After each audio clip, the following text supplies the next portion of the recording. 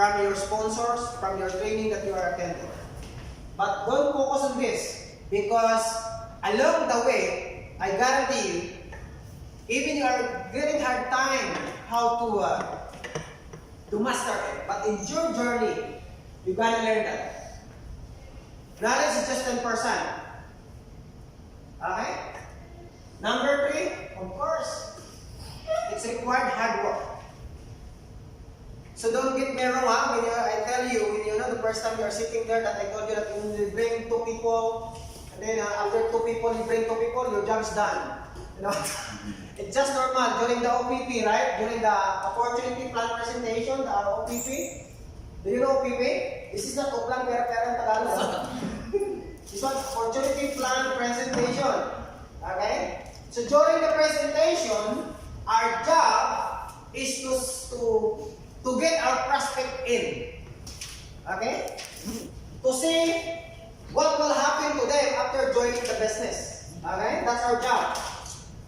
And then, you know, they said knowledge and hard work, right? Hard work simply because of what? If today you are your normal days, you're sleeping like 9 hours to 10 hours every day. Okay? After your job, you're not doing anything. But today, since you are in global members already, you have to sacrifice at least your 3 hours. So at least you sleep like 5 hours. And I do believe some of you here are sleeping 2 hours only. I remember myself when I started 7 years ago, me and Coach Krister, our job is we are working 6 o'clock until 3 o'clock in the afternoon. Okay? After that, can you imagine, we started at 6 o'clock in the morning, we finish at 3 p.m. Okay? We reach home in our course like 4:30. We have to cook some food, and then we travel to Ras Al Khaimah. We finish in Ras Al Khaimah like 1 o'clock or 2 o'clock in the morning. Okay? And again, yet I have to wake up for another 6 o'clock in the following morning. That means I'm sleeping only 2 hours a day. I believe that commitment I make in the business, that's why I am enjoying the result that I have in global. It's gonna be a hard work. But believe me or not, the moment you become successful in this business, you're gonna enjoy time freedom for the rest of your life. Yes. This required between 1 to 3 years only. Guaranteed. In global, 1 to 3 years. Hard work. Start building your. You know, I'm always giving this an example.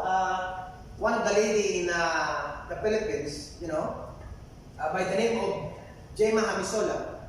11 years ago, this lady, Jema Hamisola, 11 years ago, this lady is living under the bridge. Jema Hamisola, 11 years ago, living under the bridge.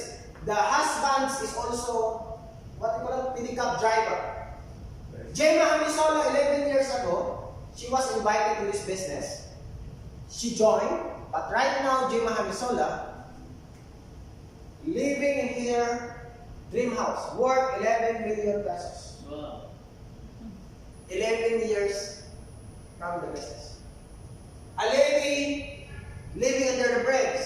Right now, the life in global living in her dream house worth 11 million pesos, worth 1 million dirhams worth of house. Wow.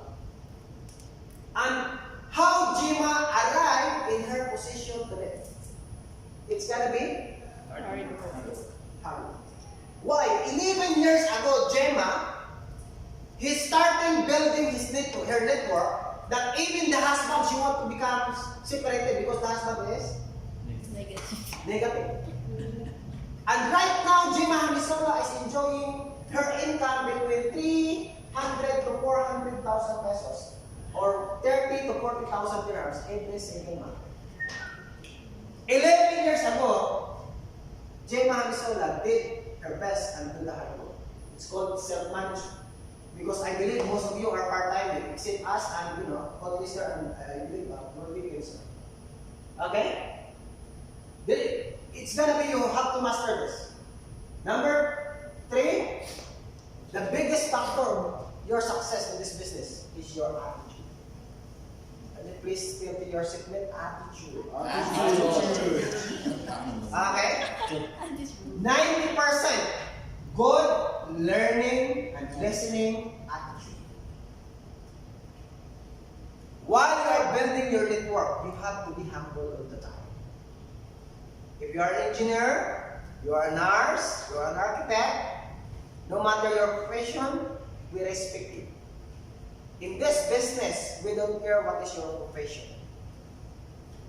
You have to maintain this, your attitude.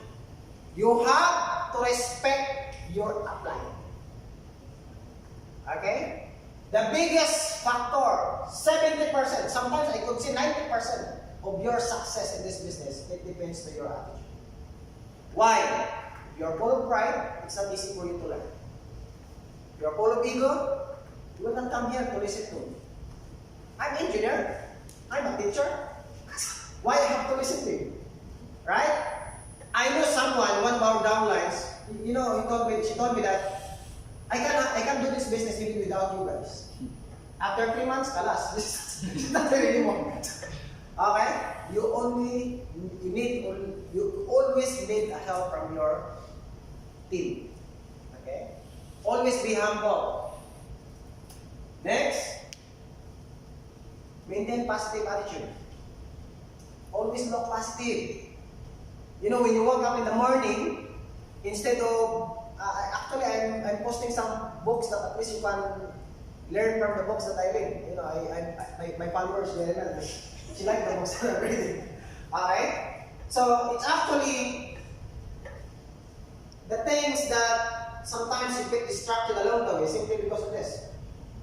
If you are 28 or 30 years old, whatever the mindset that you have today, it was stuck there for how many years? And it's not easy to learn. If you want to change this, you can change that by educating yourself. Read the books, listen to audio, be surrounded with people who talk about hope, opportunity. Because this mindset, you have to rewire your brain. And to maintain this positive attitude, you have to be in the people who are talk positive. When you wake up in the morning, you're grateful. Believe that something will happen to you doing in global business. You know, many problems of distributors that when they are sitting here, sitting with their upline, they are so powerful. But you know, when they go home, they are little in their bed space. They start thinking negative. Like, that business is going to really change my life. You know, they're still doubting. You know, the most important thing is when you're alone. The real battle is when you're alone. You know, when you are, you're doing your business online and you're encountering a lot of negative things, so that's the real battle. So you have to maintain that attitude. You believe, you always look positive that this business, tell yourself that that guy can do it, I can do it also. Okay? Have this kind of attitude, winning attitude. Okay? Starting today, you're holding your global package, you're holding that. Tell to yourself, one day I will become global ambassador. Starting today, think today, declare in yourself that one day I will become Millionaires Club member as well. Yes. So, start having this kind of attitude. Because for you to convince people that you will become successful, you have to convince yourself first. Have this kind of attitude. Next, be hungry with learnings. New blood. What is new blood? Remember the day when you saw in global, you become racer, right? Be a person who are willing to learn. If someone, no matter who is the speaker, sit down and learn. I'm grateful with Dickens and Coach Lister still listening with me. And we give a round of applause to this team. They're top earners. Okay? Coach Lister is with me for almost 5 years. Coach Michelle is also for me for 5 years. Yet, still sitting down. Where's your downline? Some of your downlines. You just joined just a couple of days. Where they are? The poster that I have, it was posted last week. But where these people is? So be a person. If you want to grow in this business, you have that kind of attitude that every day you are willing to learn. Avoid this kind of attitude. Alam ko na yan. In English, I know that already. You know this kind of attitude? When you tell to your downline, hey Chris, Saturday there will be a training of a friend Joel. Please come. What's that? NDO? I know that already. I watched that already in YouTube. No, I don't like it.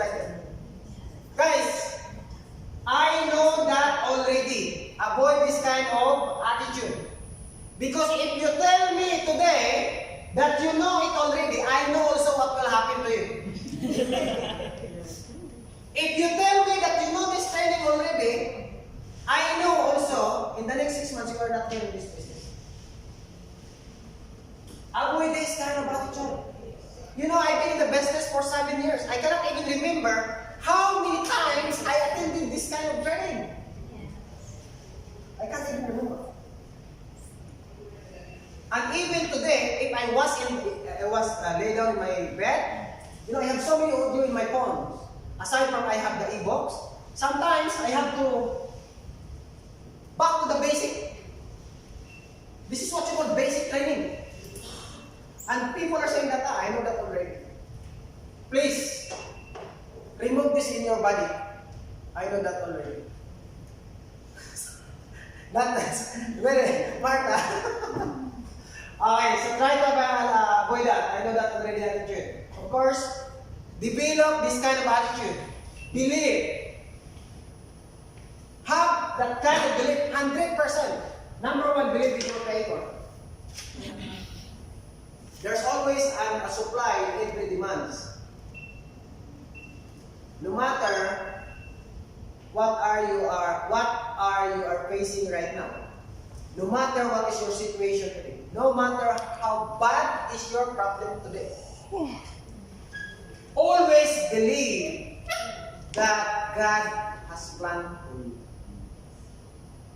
You know, I always tell this that I do believe that all of us created perfectly and equal. If you are facing hard time right now, sometimes God is using that for you to grow. So don't take it negative. In your lowest part of your life, bow down yourself.